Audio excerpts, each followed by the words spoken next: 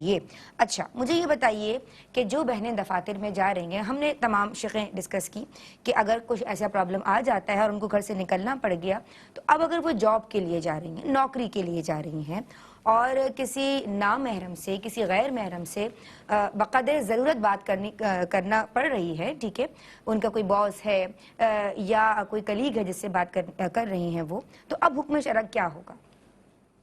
بسم اللہ الرحمن الرحیم۔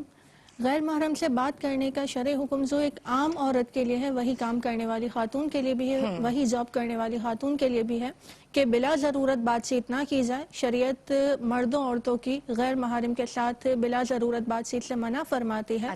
ہاں کوئی شرعی ضرورت ہے تو پھر ضرورت کے تحت بات کرنے کی بالکل اجازت نکل سکتی ہے، جیسا کہ صحابہ کرام رضی اللہ تعالی عنہم حضرت عائشہ صدیقہ رضی اللہ تعالی عنہا سے سوال جواب فرمایا کرتے تھے اور پردے کی رعایت کرتے ہوئے۔ تو اگر ضرورت ہے تو بالکل ضرورت کے تحت بات کرنے کی اجازت نکل سکتی ہے۔ یہ الگ بات ہے کہ کام کرنے والی خاتون کی ضرورت ایک عام عورت کی ضرورت سے زیادہ ہوتی ہے کہ اسے اکثر اوقات ان چیزوں کو فیس کرنا پڑ سکتا ہے، تو ٹھیک ہے بات کر سکتی ہیں، لیکن ایک حد میں رہتے ہوئے کہ بلا ضرورت دوستیاں نہ بڑھائی جائیں، پردے کی رعایت کی جائے، اسی طرح ہنسی مذاق نہ کیا جائے، اپنا انداز ایسا نہ رکھا جائے کہ کوئی غیر آپ کی طرف مائل ہو جائے۔ اور بعض ایسا بھی دیکھا گیا ہے کہ جو کام کرنے والی خواتین ہوتی ہیں ان کی کمپنیز وغیرہ میں یہ چیز ہوتی ہے، ریزرو لہجہ رکھا جائے۔ جی ہاں، ریزرو رہنا بہت ضروری ہے۔ لہجے میں یہ کہا جاتا ہے کہ تھوڑی سی سختی ہونی چاہیے، لیکن بعض مقامات ایسے ہیں کہ جہاں پر نرمی ضروری ہے، نہیں کی جا سکتی، تو وہاں پر نرمی ہی رکھی جائے گی، لیکن ایسا نہیں کہ کوئی آپ کی طرف اٹریکٹ ہو جائے۔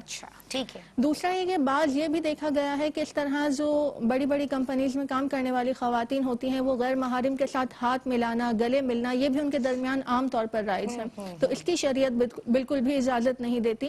ضرورت کی حد تک بات کرنے کی تو اجازت ہے، لیکن غیر محرم کے ساتھ ٹچ کرنا، اس کو ہاتھ ملانا، اس کے ساتھ گلے لگنا، ان چیزوں کو شریعت منع فرماتی ہے۔ اگر کوئی خاتون ایسا کہے کہ بہن ترقی کے لیے یہ کرنا ضروری ہے، تو کیا شریعت اجازت دے گی؟